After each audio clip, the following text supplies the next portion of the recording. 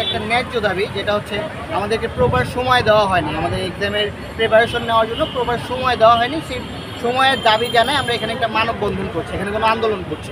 পূর্ববর্তী ব্যাচ যারা ছিল 23 বলেন 22 বলেন, ওদের মার্ক কমানো হয়েছে, ইনফ্যাক্ট হচ্ছে সময় বেশি দেওয়া হয়েছে। 23-এর কথাই যদি আমি বলি, 18 মাস প্লাস সময় পেয়েছে, যেখানে আমাদের টেস্ট মিলায় সব কিছু মিলায় কলেজের কার্যক্রম মিলায় আমরা টোটাল সময় পাচ্ছি হচ্ছে 15 মাস।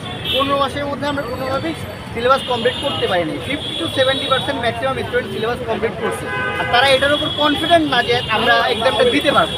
তারাই কনফিডেন্ট না, যার ফলে হচ্ছে আমাদের রেজাল্টটাও ভালো আসবে না। আর আমরা হচ্ছে রেজাল্ট ভালো না আসলে বাংলাদেশে কোথাও আমরা পাবলিকালি চান্স পাবো না, এটা আপনারা সবাই জানেন।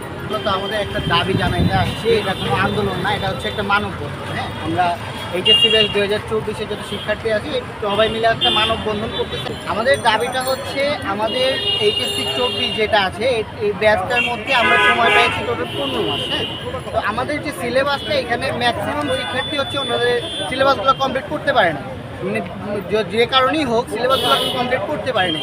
যার ধরেন যে 15 মাসের মধ্যে অ্যাকচুয়ালি এইচএসসি সিলেবাস কমপ্লিট করা পসিবল হয় না ভাই কখন। আর আমাদের হচ্ছে যে টাইম মিলাইতে বা করোনার পর থেকে আমাদের উপর যে চাপায় টাইম মিলানো হচ্ছে, সব থেকে কম টাইম পাচ্ছি হচ্ছে আমরা এইচএসসি ব্যাচ। দাবিটা হচ্ছে আমাদের 2 মাস কম করে হলেও 2 মাস সময় কমায় দিতে হবে, বাড়ায় দিতে হবে আর কি। যেটা হচ্ছে আমাদের জুনের 30 তারিখে পরীক্ষা দেওয়ার রুটিন দিয়েছে, আমরা চাচ্ছি হচ্ছে আগস্টের 31 তারিখ বা সেপ্টেম্বরের 1 তারিখ থেকে পরীক্ষাটা যেন শুরু করা হয়। এর কারণ হিসেবে কি দেখছো? কারণ হিসেবে দেখছি যে প্রত্যেকটা পরীক্ষার্থী যেন ভালো মতো তার সিলেবাসটা গুছায় নিতে পারে, অ্যান্ড ভালো মতো যাতে তাদের পরীক্ষাটা দিতে পারে, পরবর্তীতে ভালো কোনো জায়গায় সুযোগ পাইতে পারে। আমরা কোনো বেকারত্ব চাচ্ছি না আর কি, কারণ আমাদের যে দেশ এখানে হচ্ছে সব কিছুতেই প্রতিযোগিতা অনেক বেশি। পরীক্ষায় খারাপ হওয়া বা রেজাল্ট হওয়া, আমাদের সামাজিক যে চাপগুলো আসে বা পারিবারিক যে চাপগুলো আসে, এটা কোনো শিক্ষার্থীর পক্ষে নেওয়া আসলে সম্ভব হয় না। এই জন্য আমরা চাচ্ছি যে সময়টা বাড়িয়ে ভালো মতো পরীক্ষা দিয়ে একটা ভালো রেজাল্ট করতে হয়।